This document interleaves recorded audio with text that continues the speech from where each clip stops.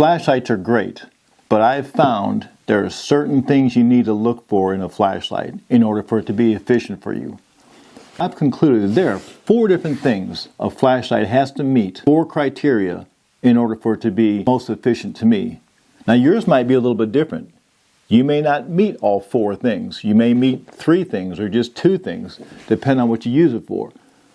But if you'll find a flashlight that meets these 4 criteria, you're going to find out that that's the best all-around flashlight. Now, is there one flashlight that'll fit every need? A one-size-fits-all flashlight? I have not found that. So it depends on the situation. But we're going to look at different styles of flashlights and different kinds of flashlights so we can find the best one for your situation. Now, number 1 is the bulb type and the light output. One of the most significant innovations in the flashlight technology today is the use of what we call LED lights. It stands for light emitting diode. And if you'll look at this, if you see all the little square yellow, looks like bulbs on there, those are LED lights. Now these are common to some people nowadays. When I grew up and younger, and you may remember in your household, the incandescent lights with the filament, the wire that's inside there, they got hot, they had less power to them, they would burn out, you had to be real careful, they were very fragile. So LED lights, they're smaller, they're brighter, they're more energy efficient than the incandescent lights from years ago. But when you look at a flashlight, make sure you try to see that little square yellow bulb inside there, or the LED, and that's the one you want to choose.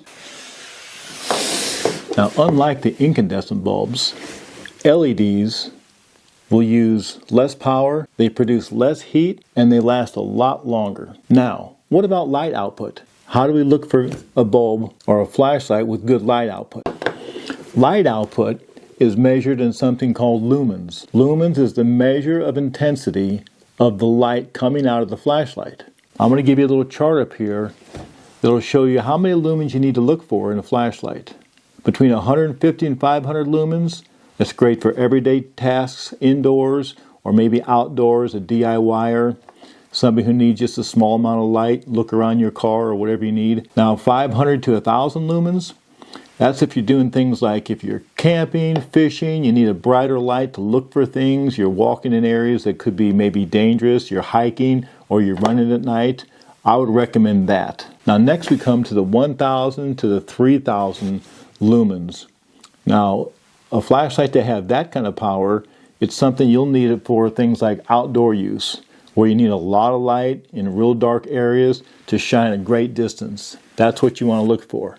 Now when you get over 3,000 lumens, that's when you start getting to things like you need it for hunting, police, search and rescue. Now you can go even more than that.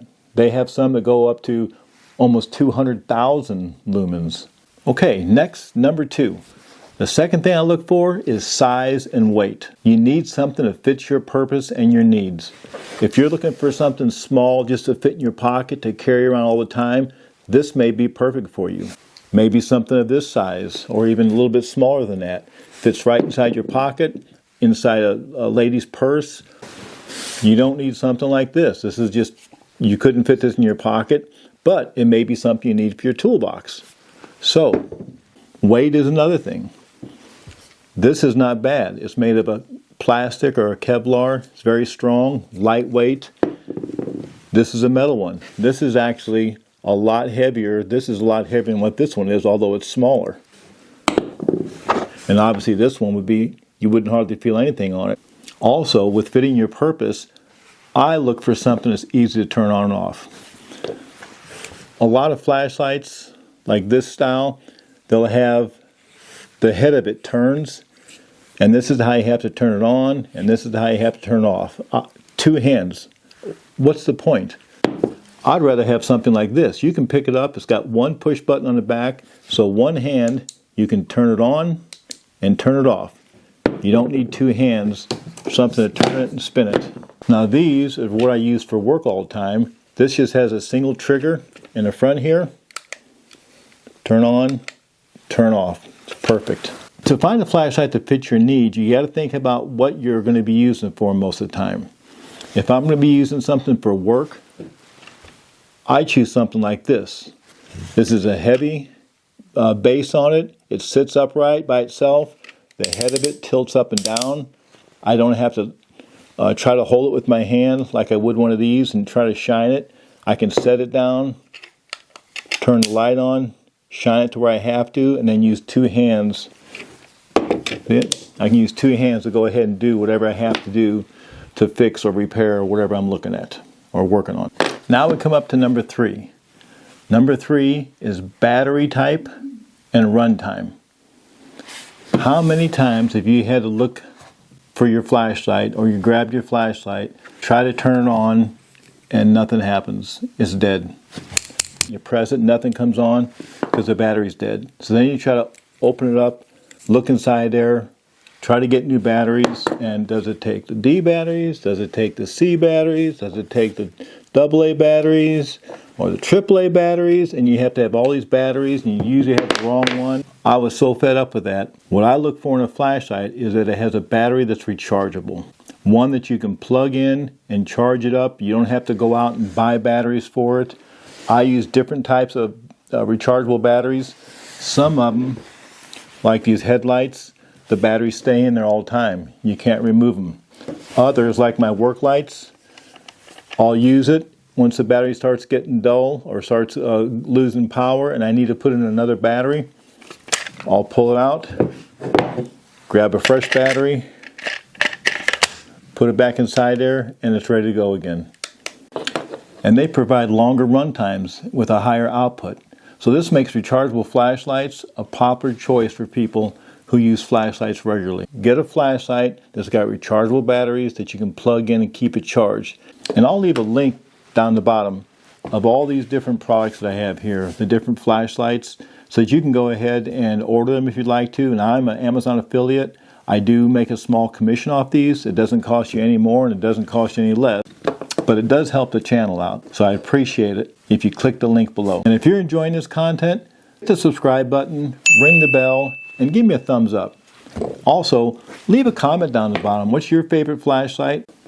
Okay, number 4, last but not least, affordability and how well it's made. A lot of these flashlights, like maybe one of these, some of them are really cheap. You can go to the dollar store, pick up a cheap flashlight, and pretty much you get what you pay for. When it's an emergency and you need a flashlight in a hurry, it's hard to rely on something like that. Buy the best flashlight you can for the money. You don't have to go out and buy the most expensive. Flashlights will run from under $1 to close to $1,000. But try to get one that covers all the 4 points, one that fits your needs, one that has a LED light, a rechargeable battery if you can. And I'm going to give you another bonus tip. For somebody who needs to do a lot of work, you can't beat having a good headlight. The headlight, they mount on, obviously on your head. You can even put on with your ball cap there. This one here, it's adjustable. You turn it on, your hand's free, and wherever you look at, it's great because it's right there. You can tilt it down, work on whatever you're working on because your hands are free. You don't have to worry about it. Only problem with them, if you're there with somebody else and you look at it and you try to talk to them, everywhere you look, as you can see, you're going to be shining a light right in their eyes. Now this one has a on-off. That's one problem I find about some of them. And I want to mention that about some flashlights. I like a simple on-off, one-click off. It's so much easier to work with. You don't have to look and try to go a high, medium, low, or twist the thing to turn off and on. It is limited, on and off. Now, there are other kinds that the first press is on high, second press is on low, and the third is off. That's not bad. The problem I find with some of these headlights, like this one here, is that you've got to press it. Watch. There's high, medium, dim flood, flashing red. My goodness, by the time you click all those and turn them off and on, it gets to be a pain. Now it does have another switch on the side, so you can find different ones. This switch on this side, which is kind of convenient. I like it. I use it a lot. You turn it on, and it's a motion detect. So watch, when I turn my hand in front of it, it shuts off. turn my hand or wave my hand in front, it turns on again. The only bad thing sometimes when you work on stuff and you turn it and you hit something close by, it'll turn it off. So you got to put your hand in front or move your head again to turn it on. But that's convenient, and it has a low version of that too. Now before I go, I want to give you a quick bonus. On these headlights, you'll see that they're rechargeable. So they've got a plug, and it's just like the plug that's on your phone. You have to find the little part, stick it inside there, and sometimes you can't get it. And we've even had where there's that little part inside there that breaks off and you can't use it anymore. It's useless. We have found, and I'll leave a link to this, these little things right here. Show it to you in my hand. It's magnetic, and it fits right inside a slot where you have to plug into your charger at. So all you do is you take it, you line up, you put it in one time, and it stays inside there. And the nice thing about it, since it's magnetic, the charger, the cord, when you bring it up to it, catches right on it. You don't have to look for the right thing. You don't have to twist it, especially if it's at night. It plugs right in there. This part hooks up to your regular charger, plugs into the wall. You can get them in 3, 6, 10-foot lengths, and it'll charge up your battery without having to worry about trying to find that slot and stick it in there. It comes for the B, comes for the Mini, comes for the C-type, also comes for iPhones or iPads, whatever you want, and I would highly recommend that. We use that all the time. We don't use the other plug-in type anymore, like I said. Anyway, hope you've enjoyed everything. If you got any questions, like I said, leave it in a comment, give me a thumbs up, and you guys take care, and God bless.